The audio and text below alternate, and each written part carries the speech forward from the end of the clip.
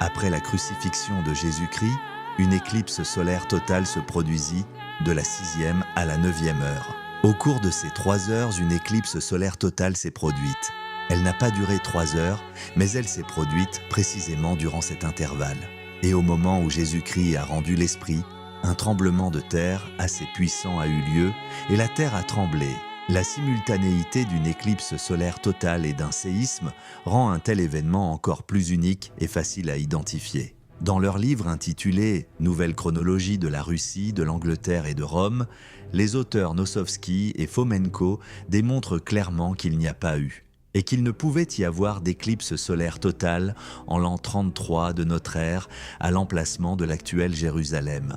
Visiblement, les auteurs du Nouveau Testament ont décidé que des faits tels qu'une éclipse solaire totale et un tremblement de terre survenant au moment où Jésus-Christ mourait crucifié sur la croix ne feraient qu'accentuer la ferveur religieuse des fidèles, étant donné qu'une telle manifestation de la nature ne fait que souligner l'essence divine de l'événement. Mais ils ont commis une petite erreur de calcul.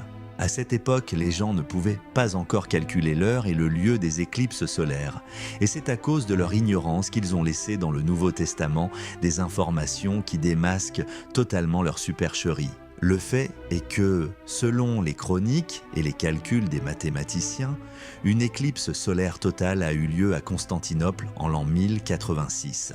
Et selon ces mêmes chroniques, il a été possible de lier de manière irréfutable la date de la crucifixion de Jésus-Christ à Constantinople, car une éclipse solaire totale et un tremblement de terre ont eu lieu précisément à Constantinople le 16 février 1086.